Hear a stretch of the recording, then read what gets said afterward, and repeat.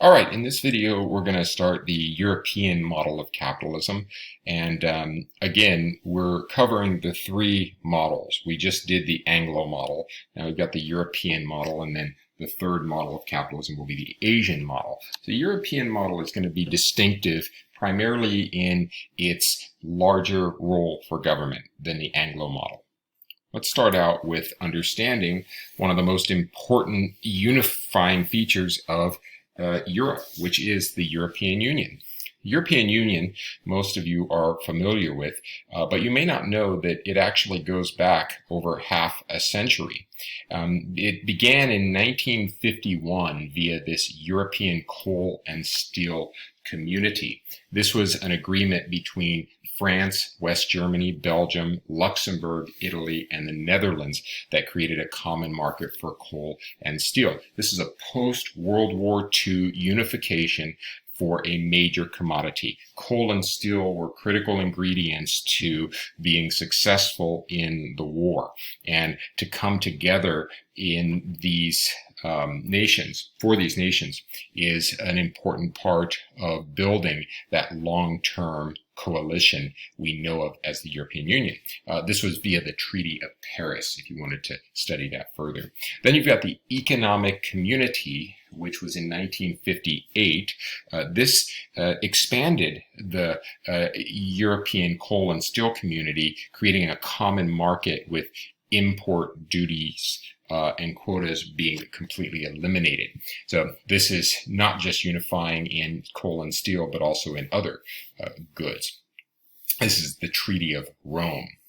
Then we've got in 1992 the formal beginning of the European Union, which would become the basis for what we know of today as the euro, the common currency, and the European Central Bank, the ECB.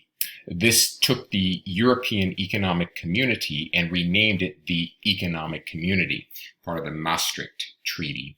And it was originally 12 members, and now it is 28. Now it's actually 27 because, as you know, the UK officially left the EU this year. In 1997, we get the Treaty of Amsterdam. This abolished border patrols and passport requirements among all the member states. So very rich history. When we think of the European Union, it's not just something that happened overnight. It actually took many, many decades after World War II to bring together the kind of unifying features that we see today. The European Union does use a common currency among a lot of its countries. Those countries that use the euro are called European zone countries, and that's their sole legal tender. So the countries that use the euro do not use their own currency, but not all countries do. Some countries in the European Union have their own currency. The European Central Bank is the central bank that has monetary authority over the euro. It's very similar in structure to the Fed. It attempts to achieve a lot of the same goals that you would see the Fed try to achieve. Stated goal, for example, is 2% inflation and no employment target. Well, in the US, the Fed targets 2% inflation. The difference is we do have an employment target of around 4 to 6%. Each European Union member country gets a vote. More specifically, the European zone member countries get a vote because they're the ones that are actually using the currency.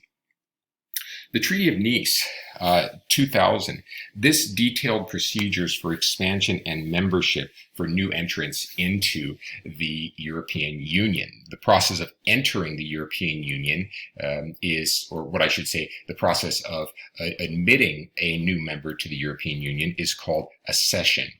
And this treaty set very standardized kinds of procedures for countries to get in, because there's a huge benefit to being part of the European Union. I mean, if you talk to the UK, you might get a different perspective, but for the most part, it opens the door to a lot more credibility internationally if you're a part of the union. It opens the door to easier financing, easier access to investment funds, and potentially even a more stable currency if the country that enters adopts the euro. The most recent country to be considered for accession is Turkey, but Turkey is not a part of the EU yet. That process of accession has been kind of hindered by many of the changes that have occurred in the past 5 or 6 years. All right, the European Stability Pact.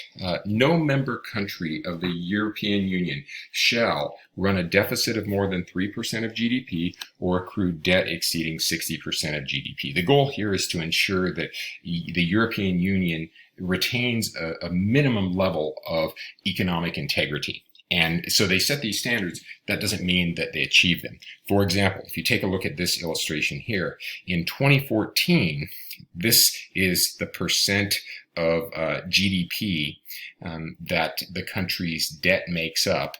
And you'll notice that a good chunk of these countries are exceeding that 60% standard.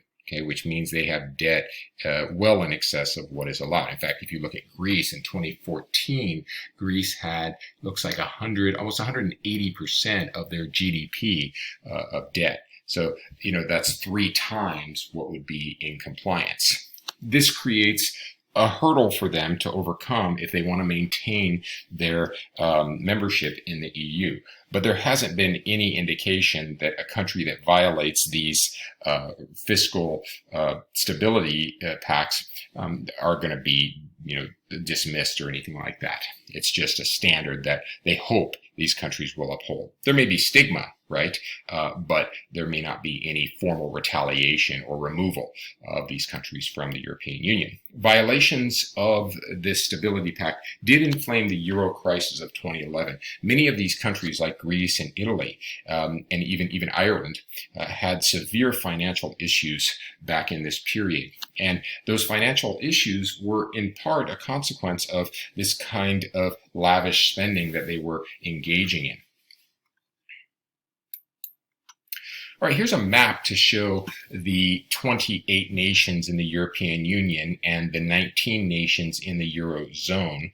Again, I want to remind you that this map includes the UK as a member of the European Union, but it is not anymore, so you can get rid of that. So it's 27 nations in the European Union. There's still 19 nations in the European zone because the UK did not use the euro. The UK had the pound sterling even when it was a member. But the nations are coded here, color-coded. The yellow colors here represent nations that are part of the European Union but don't use the euro as their currency.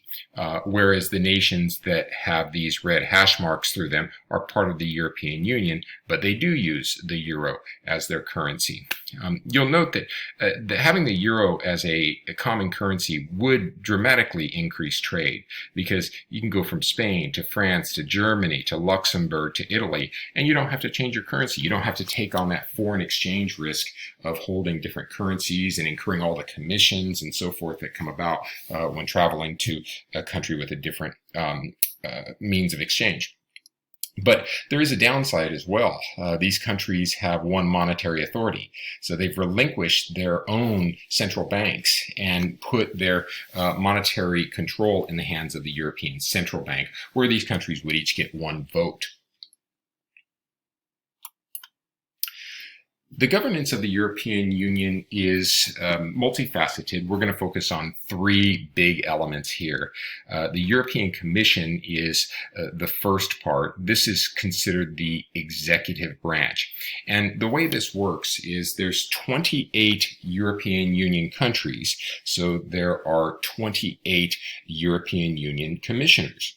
And each commissioner has loyalty to the European Union, not to their home country. So even though they're coming from different countries, they come together to run the European Union on behalf of the European Union.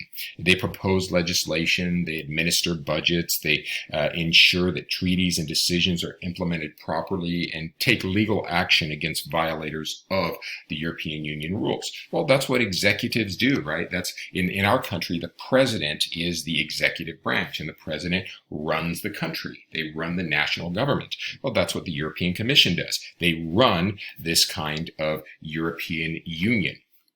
The European Council, in contrast, and Parliament make up the legislative branch, and it's 50-50 here. The Council is a group of the heads of states of the 28 European Union countries. This is considered the highest political body, and this is the group that you probably have heard of in the media, because the Council is the one that gets the most attention from the media. The voting here is weighted by country, so the more populous the country, the more votes they're going to get in terms of the council. The council members have loyalty to their home country, not to the EU. And what they do is they effectively accept or reject the recommendations made by the Commission. So the Commission says, here's what we think you should do, and the Council kind of puts their stamp of approval on it. Notice that this is the group of the heads of state. So these are the highest governing authorities in their countries. We would expect that they're going to look out for their country, which is why, again, we say that they have loyalty to their home country. For example, Angela Merkel is the head of Germany, right? She's the Chancellor of Germany. So she is also one of the members of the European Council and sits on this council to represent German interests. Then you have the European Parliament. The European Parliament is the other half of the legislative branch. This is 751 members elected by European Union citizens every 5 years. Some of you in the class may be European Union citizens, and so there's a good chance that you voted or will vote in these European Union elections. Seats are allocated based on each member state's population. So same idea here. The power is based on the country's population, accepts or rejects recommendations from the Commission. So the executive branch here comes up with these recommendations that may be in the best interest of the European Union, and then the Council and Parliament, they kind of put their stamp of approval on it or disapproval. Take a look at this table over here. It says European Parliament seats. There's a total of 751 seats in Parliament as of 2014. And you'll note that Germany has the highest number, 96 of the 751, which gives them 12.1 or 12.8% of the total representation. And then it goes down from there, with Malta having the least. Well, this is based on the population, so you could just as easily put these countries in order of population. This map here shows the kind of economic data from the European Union. We're talking here about a very mixed bag of countries. Some countries have very low GDP per capita. They're represented by the reds and oranges, especially in these Eastern European countries. And then other countries have very high GDPs. In fact, one of the richest countries in the world is in here. That's Luxembourg, and Liechtenstein is another one. So you've got a very wealthy area in this part of Europe versus a much poorer area here. When you look at Italy, for example, we kind of talked about this in class, how you could almost split Italy. It doesn't do that here because it's based per country, but you could almost split it between a much poorer southern Italy and a much wealthier northern Italy. Spain is similar, and you have some parts of Spain, like up here in Catalonia, where you have a much more affluent group than in other parts of Spain. So not only do we get variations in the economies across nations, but we get variations in the economies within a nation. Right. But as of 2017, if we were to look at the whole European Union, we'd see that there's 516 million people. GDP is about 21 trillion, which makes it the second largest economy in the world. Based on this data, the US would be the first, and then the EU the second, and then China would be third. GDP per capita, about $41,000. So pretty high standard of living when looked at internationally. And then the unemployment rate in 2017 was, in August 2018 was 6.8%. A little higher than in the US, but nothing real concerning from an economic standpoint. All right, that's it for now. We'll pick up in the next video. Thanks.